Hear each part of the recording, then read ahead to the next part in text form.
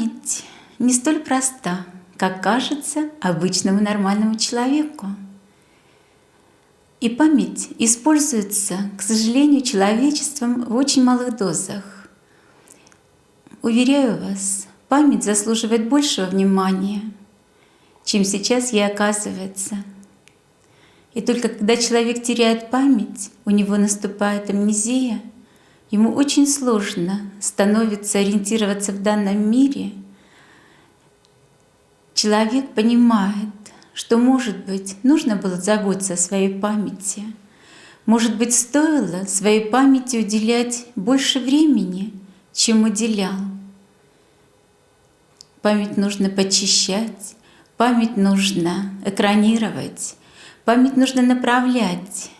И память нуждается в таких же тренировках, как и тело.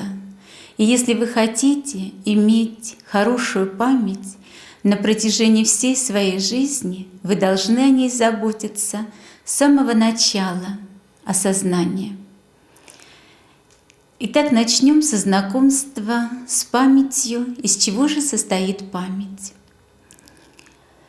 Первично у обычного человека память забирает в себя через фиксаторы внешнего мира. Глаз фиксирует все происходящее и отправляет в задние доли мозга. Так формируется цветовая память. Ухо регистрирует все звуки, проходящие вокруг человека, и прежде всего человеческую речь, и отправляет в средние зоны мозга, оформляя смысловую память. Внутри головного мозга постоянно идет работа, и результатом этой работы являются словесные формулировки, которыми человек пользуется внутри себя, соединяя что-то или отбрасывая что-то от себя, или разрушая внутри себя мир понятий или оформленная память.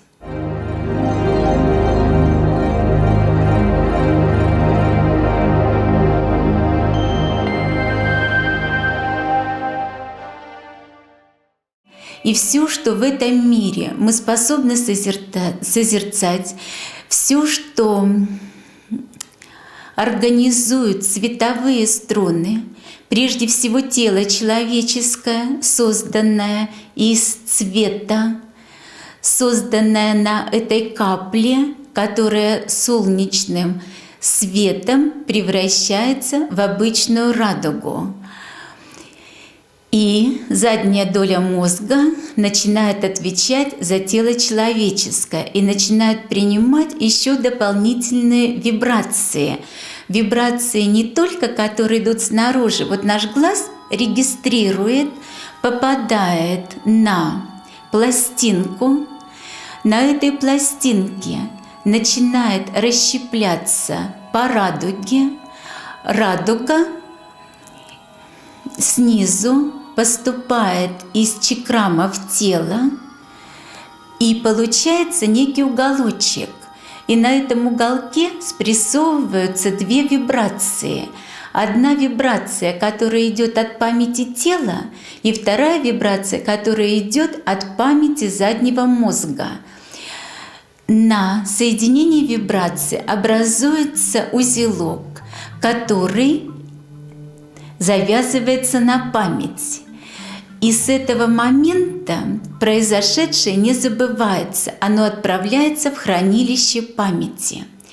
Если же вы созерцаете какую-то картину, а ваше тело не отреагировало и не получили обратного устойчивого импульса, узелок на память не завязывается.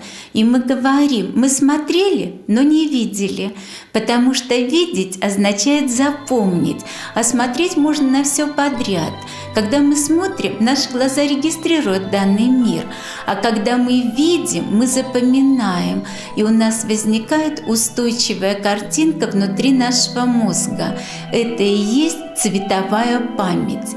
Итак, память всегда состоит не менее чем из двух компонентов. Иначе пластинка, занесенная в память, работать не будет. Иначе мы можем изучать огромное количество предметов в школе, но если не будет ответного практического импульса, не будет опоры, мы никогда не сможем пользоваться этими знаниями. Это будут однобокие знания или знания, которые мы воспринимаем через уши, потом сдаем по ним экзамены, получаем дипломы, но практически мы не сможем работать, потому что мы получили знания, но мы не получили память. А только память позволяет нам быть профессионалами. Только память позволяет нам что-то делать в данной жизни. Только память создает из нас людей, которые способны в этом мире что-то созидать, способны в этом мире себя чувствовать адекватно, способны в этом мире жить и наслаждаться жизнью данного мира. И так счастливым человека делает память. Знания его делают глубоко несчастным. Поэтому, когда мыслители и мудрецы доходили до пика собственных знаний, они говорили формулировку «большие знания есть большая скорбь». И это на самом деле так, когда ты знаешь очень много, но не способен ничего применить. Твои знания начинают умирать, это все происходит на твоих глазах. Твои знания никому не нужны, они не востребованы, потому что они не стали живыми.